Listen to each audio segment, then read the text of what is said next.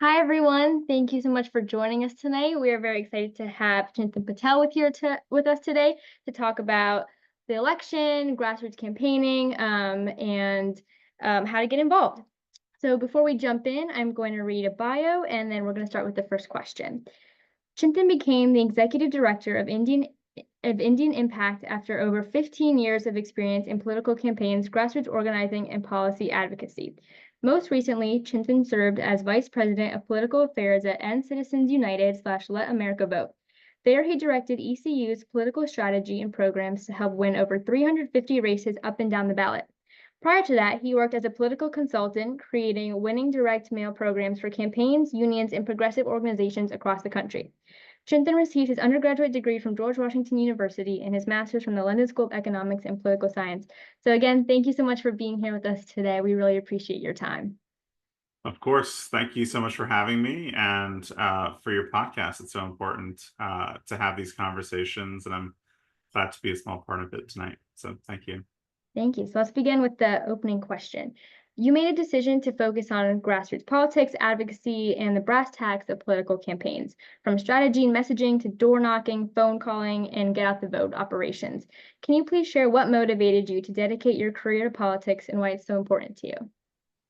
Yeah, it's a fantastic question. So, I mean, I will say, in probably the dorkiest fashion possible, I was one of those kids who, sort of grew up watching C-SPAN, really enjoying um, democracy in action. I think what really energized me initially, and then what has energized me since, has changed slightly, but it's always been about um, being able to empower the community to take our elections, take the policies and the issues that impact us into our own hands.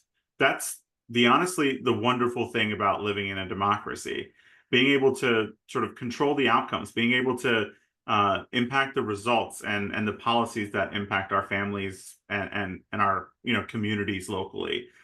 So I got involved, sort of early, volunteering on school board races, and then my uncle ran for state representative in New Jersey. I spent the summer knocking on doors, volunteering, and I think ever since then I've sort of had this bug for doing organizing, for doing advocacy work, for talking with voters and hearing about the concerns they have. So as I got into sort of my professional career, I started working on campaigns, have worked in organizing space on campaigns, policy advocacy work, consulting work around campaign communications, paid communications, and sort of that winding path led me to Indian American Impact. And what keeps me going is um, the ability and recognition that each one of us, if we can band together and advocate for the change that we want to see, we really can make it happen. Yes, it's slow sometimes, but if we don't get involved, if we don't participate, if we do not mobilize our communities, then everyone else who has the power gets to continue, uh, directing what happens, and we are left without a seat at the table. So that's why I do it. That's why I enjoy it, and continue to do this work, because I think it's a great way for us to make sure our voices are heard in our democracy. And I love how you tie that back to your family and then starting out small, because those local elections are what sometimes impact us the most. I appreciate you sharing that. Leading into the mission of Indian American Impact, can you tell our listeners about the origins, the mission of Impact, and also the specific role which Indian American Impact is playing in the 2024 election cycle? Yeah, absolutely. So, Indian American Impact is a relatively young organization. It started in 2016 with two sort of overarching core missions. One, to increase representation for Indian and South Asian Americans across the country. Yes, federally, obviously, we'll talk about that in a second, but also down ballot and critically down ballot to really help support Indian and South Asian American candidates who are running for the first time, stepping up and helping them win. So, for example, in 2016, when the organization started, when it saw this purpose, the need for it, there were less than 50 South Asian elected officials nationwide. uh, One member of Congress at the time. There were about half a dozen members in the state legislature. Right now, as we're talking, we have over 300 South Asian elected officials across the country. Yes, of course, most importantly, we have the Vice President of the United States. We have 5 members in the Congress.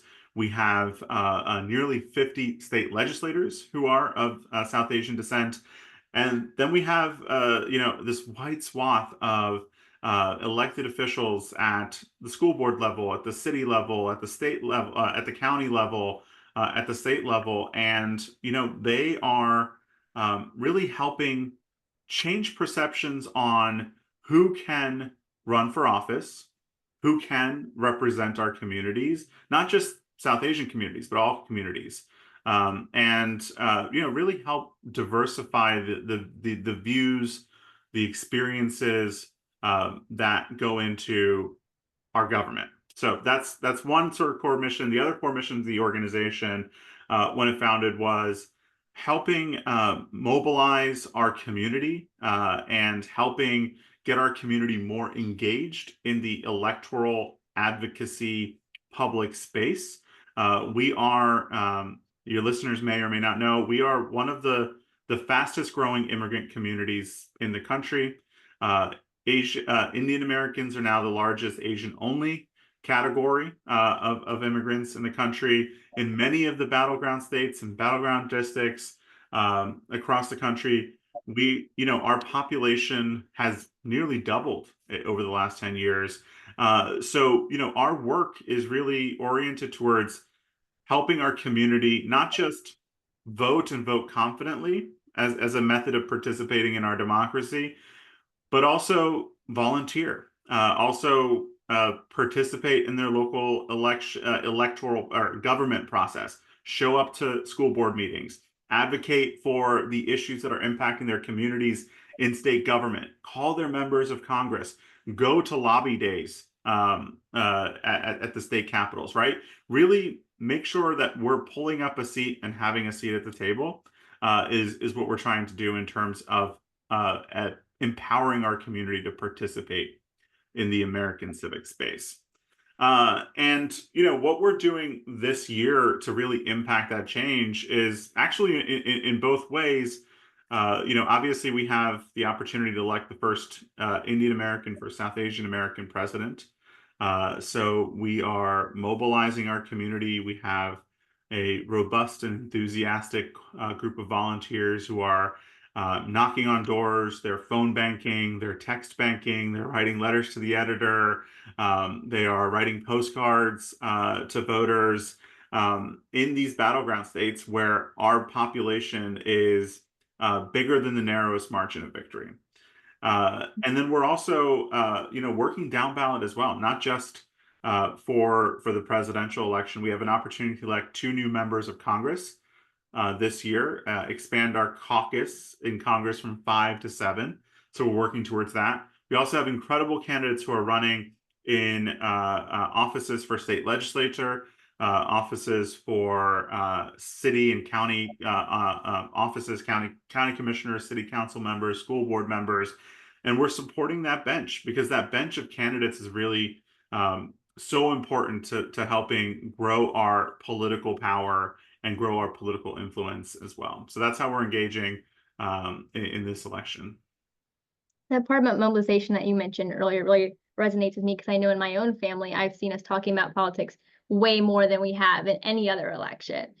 We were at a Garba event the other time and we were all just in a circle. Instead of dancing, we were talking about politics. So that was a funny moment for me. But in terms of talking about the issues that are at stake for the Indian American community, from your vantage point, again, as a political organizer, advocate, and Indian American, what do you think is really central to this community right now, and what are we really looking for? Yeah, so actually, we did a poll in the American Impact. We did a poll recently, first of its kind. We polled South Asian voters in the battleground states and asked them about some of these questions. What are the issues motivating you? in this election? What are you looking for from the candidates who are running in terms of the policy solutions, the ideas that they have to help lead our country forward, to help our communities?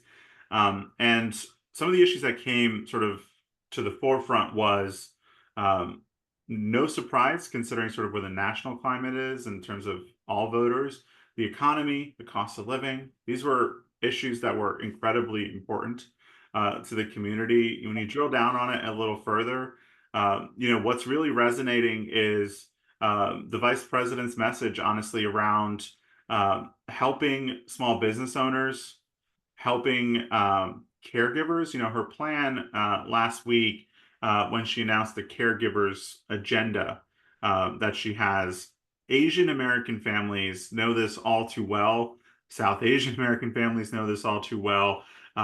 In so many situations, we have generations right now who are caring both for our elder parents and also our younger kids. So that, the sandwich generation, as it's known, it creates sort of this undue financial strain, mental strain. And the vice president released this plan that really gets, to the core of why representation matters, because this was her life experience. This was her lived experience as well when she was caring for her mother. And, she released this plan that would help sandwich generations, that would help Asian families, South Asian families, and create a level of a sense of economic security for our families. So that's something that resonates. Another thing that resonates is reproductive freedoms. 76%, over 76% of South Asian Americans strongly believe in reproductive freedoms. And what we have seen happen in the Dobbs era, the threat of that being further solidified under a former President Trump's administration, is something that resonates and galvanizes our voters. They are worried about our freedoms, like reproductive freedoms, and that is an issue that's top of mind. Keeping our communities safe from gun violence, this is an issue that consistently comes up in our conversations at the doors and on the phones. Our community is looking for candidates who are going to keep our kids safe at schools, keep our families and parents safe when they're out in the community. So this is another one of the issues that are really important to the community. I love to kind of, with that mindset of talking about voters and what's important to them, shift over to the leaders themselves a little bit. I know we mentioned a couple at the federal, state, and local level. But if you wouldn't mind giving us a survey of some of these leaders, like what issues are top of mind for them, and how do you see this group evolving and growing in the next couple of years? Yeah, I mean, look, we have this incredible bench now of leaders, and more are stepping up and running. More are joining sort of the elected officials ranks. We have, currently, I'll do sort of like a quick survey of where we are. Obviously, we have the Vice President of the United States. We also have two statewide elected officials. In Maryland, we obviously have a Lieutenant Governor Aruna Miller, who is the first South Asian woman to be elected at a statewide office for a constitutional office. And then we have Attorney General Josh Kaul in Wisconsin, who is also statewide elected. We have 5 members in the United States Congress. We have nearly 50 state legislators.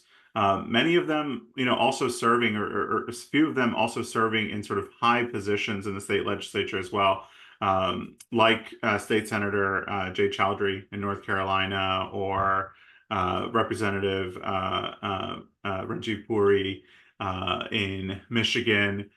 We have State Senator Priya Sundaresan in Arizona, who is running the entire state legislative caucus's efforts this election cycle, and they're trying to flip both the state house and the state senate blue in Arizona.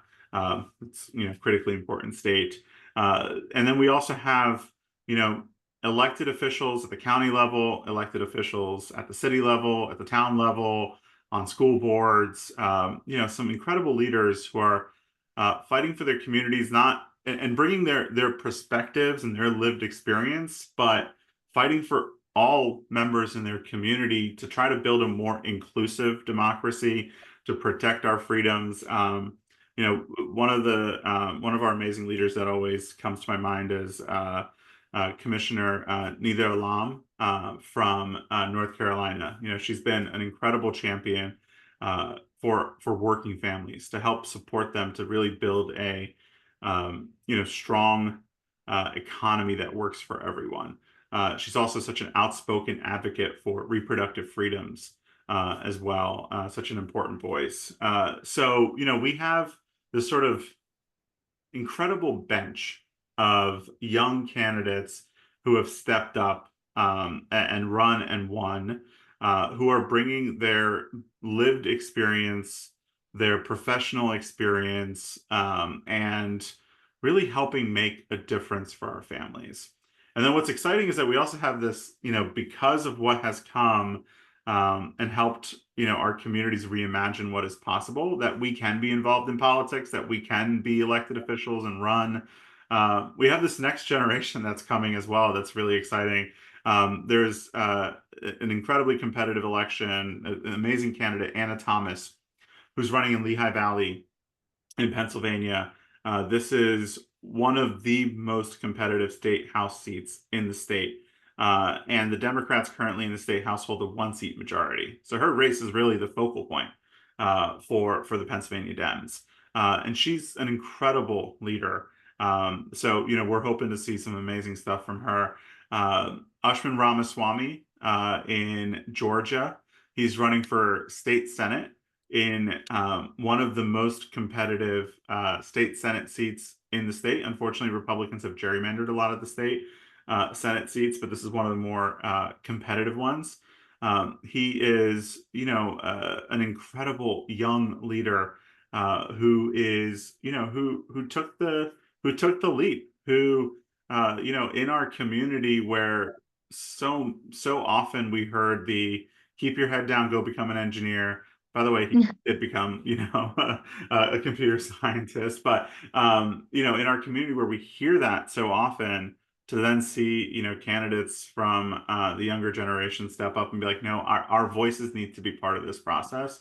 So yeah, we have South Asian candidates from all walks representing communities all across America, not just communities with large South Asian populations. Megan Srinivas in Iowa, there are not a lot of South Asian Americans in Iowa, but she is an incredible elected leader in Iowa, doing such wonderful stuff for her community. So that's sort of where we are in terms of the rise of South Asian elected officials across the country, and the reach that they have right now, not just at federal offices, but specifically locally.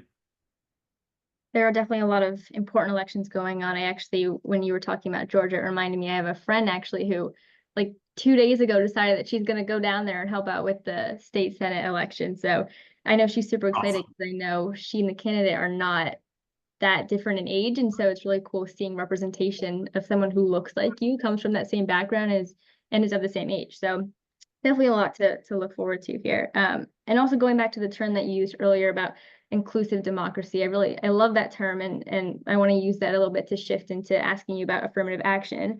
Yeah.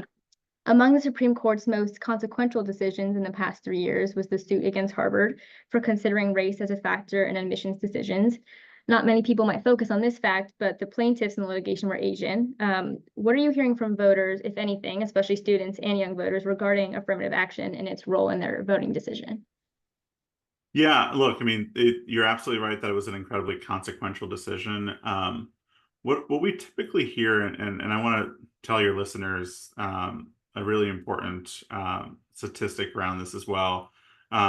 Nearly 70% of Asian Americans support affirmative action in higher education. It is obviously there's a vocal minority that has eroded some of the support over the years, but Asian Americans have been weaponized in this conversation and pitted against other communities of color. Truth the truth be told, right, adding diversity in all facets of our life, making sure all voices are represented, all experiences are represented, really strengthens the experiences of everyone, including in the classroom specifically. So, this is something that I think gets used a lot in sort of in a political football sense in an effort to sort of divide. But yeah, 70% of Asian Americans support affirmative action.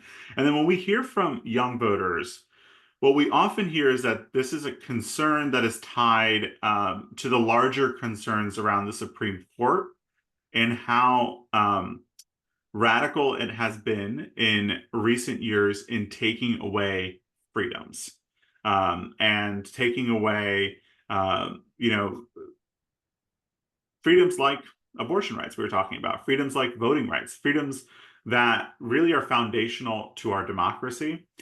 So that is sort of the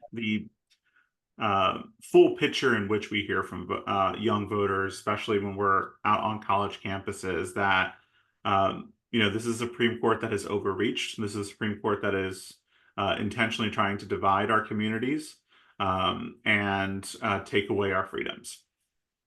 And when you're gathering all this information, I want to ask you a little bit about the outreach part of it.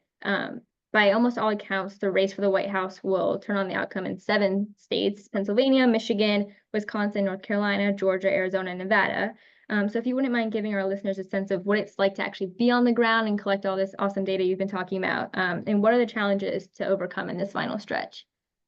Yeah, I mean, those swing states are going to be, obviously, we hear a lot about them. They're going to be critical in deciding who swings the election. At Impact, we're obviously focused on these swing states also specifically in terms of the South Asian electorate, because we touched on this a little bit earlier, but in each of these states, the South Asian electorate is large enough to really become a critical part of the margin of victory in these states. Take Georgia, for example. The president and the vice president in 2020 won the state with about 11,000 votes. There are 90,000 South Asian eligible voters in the state. In North Carolina, the closest margin of victory in a recent election statewide was 400 votes. There are 55,000 South Asian eligible voters. So, it is so critical for us as an organization to be on the ground, to mobilize our community, to make sure that they're getting out there and voting and participating and making sure their voice is heard, because this election is going to be razor thin margins, and our community can not only help elect the first South Asian president, but also do it on the power of our vote. And what we're sort of to your second part of the question, what we're hearing on the ground is there is a very enthusiastic, energized base that is out there knocking on doors, making phone calls, really mobilized to help get the job done. We saw in Georgia just yesterday that they broke the record on early voting in the state in terms of how many people voted early on the first day of early voting, which was yesterday in Georgia. So there is this incredible enthusiasm that is very much prevalent in these battleground states for this election. The voters are motivated. Now, the key here is that voters are motivated on both sides. What is so important in these last 20 days is making sure that we're breaking through to the voters who still need that information, who are still making up their minds. And, there's an old axiom in American politics is, elections last all year round, but it's really in that last month when people start paying attention. Making sure that we are out there communicating, making sure we're getting the vice president's message out there, making sure the voters know what the contrast is and what's at stake in this election. As they start paying attention is so critical in terms of what still needs to happen with the voters who haven't made up their minds. And then the folks who have made up their minds, it's making sure we're getting the information they need to not just vote, but vote confidently, particularly in communities of color, particularly in our communities where language access is still an issue. where it is still confusing whether you need a photo ID and what kind of ID and how do I get an early vote? How do I vote early? Do I vote absentee? What are the hours for election? Right, like making sure we're delivering that information to our community, to our young voters, so that they can not just vote but vote confidently, so that they know that when they go out to vote, they have everything they need. Their vote's going to count. It's going to matter, and they can participate in the election. So that's what we're working on in these sort of last critical days, and what we hear is what we hear is most needed in these battleground states in the last 20 days as well. I love that term again of like the voting confidently and emboldening our community with information to get out there and make sure they've got a plan to get out there and vote. So by this point, we've talked about the issues, the outreach, and now I'd like to ask you about how we can harness this enthusiasm that you've talked about and how we can channel that into policy change. So my question for you is, if you wouldn't mind sharing with us the role that the Indian American community can play, especially after the election, and the development of policy on issues from the economy and healthcare to education, the environment, and all of the other important topics that you've mentioned. Yeah, this is a fantastic question, and one that actually excites me in some ways so much more than the election itself, because the election is the first step. Uh, Winning an election is important. It helps us. The election is where we choose who our leaders are going to be. But the most important power that we have when we, pick our leaders is being able to go and then advocate for our communities on the issues that matter, holding them accountable, helping, solve problems that we're facing as a community. So, the opportunity that we have, on the other end of the election is to be active participants in our democracy and our policymaking. We mentioned earlier, we were talking about the caregivers agenda that the vice president laid out. I was thinking about it a little bit, and this is like South Asian families, this is something that is I have experience with. When I was a young kid, my parents were the sandwich generation. My grandmother was in our home.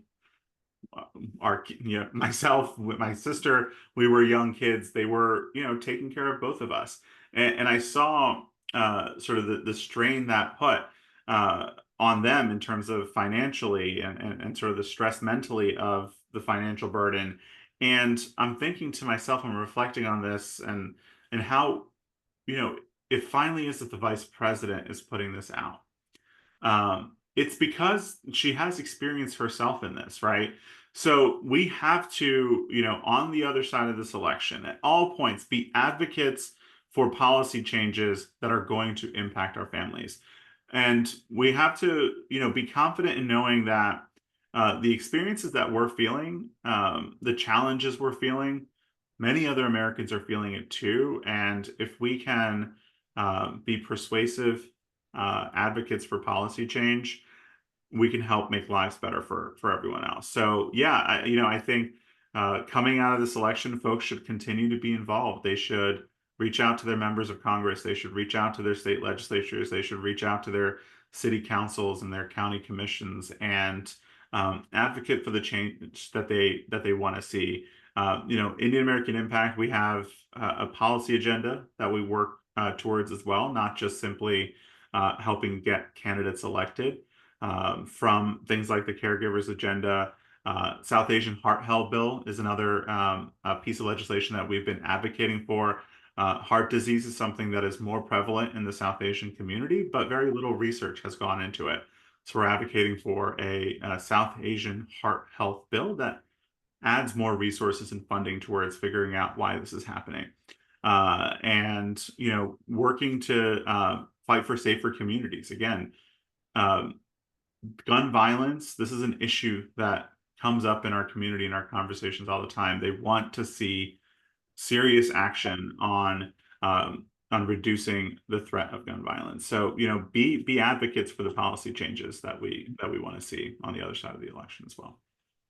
That was actually kind of exactly what I was going to ask you about, how many of our advocates and young people maybe who aren't able to vote yet or who don't live in a swing state, maybe if they're wondering how can they get involved and how can they make an impact. I know you talked about reaching out to elected officials. Are there any other pieces of advice you would have for them to get out there and make sure their voices are heard? Yeah, look, voting is one way we have our voice heard. It is one of the most fundamental things we can do in our democracy. Go out and vote on election day, vote early, vote however it is legally allowed in your state. But that is not the only way. It is, you have, in all of us, we have the power to go and impact change and influence change. Um, so to the young listeners out there, to everyone who's looking to also do something more than voting, uh, sign up to volunteer. Whether it's at groups like Impact or directly on campaigns through your county committees, as county parties, or on other organizations, civic organizations, nonprofits, etc. Volunteer.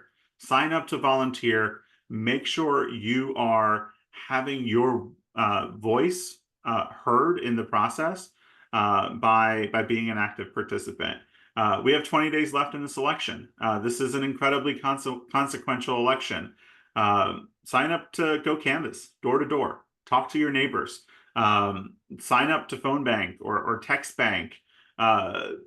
If you're on social media, make a post about why this election is important and share it. Share it with your network. Share it with your friends. Share it with your friends' parents who may be of voting age, right? Like, be an active participant in our democracy, because the next generation, so even if you can't vote yet, the decisions that are going to be made in the next 4 years and the 4 years after that are going to impact.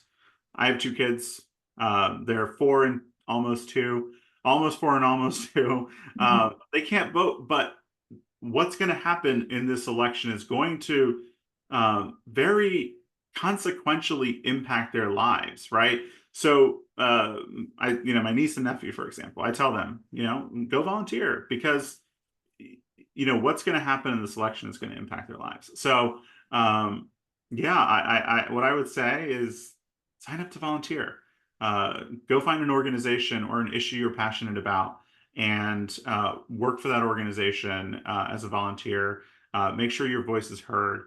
Go to a town hall, go to a rally, try to talk to your elected officials, write a letter to them, write an email to them, reach out to them, because your voice is very much influential in what happens in our politics and in our government. Well, I definitely agree with everything that you just said, and I'd like to thank you again for taking the time to speak with us in such a busy time. So thank you again. Of course. Thank you so much for doing this. Thank you for inviting me to talk. I really appreciate your leadership and helping mobilize the next generation as well, for this incredibly important election and elections to come. So thank you. My pleasure. Thank you.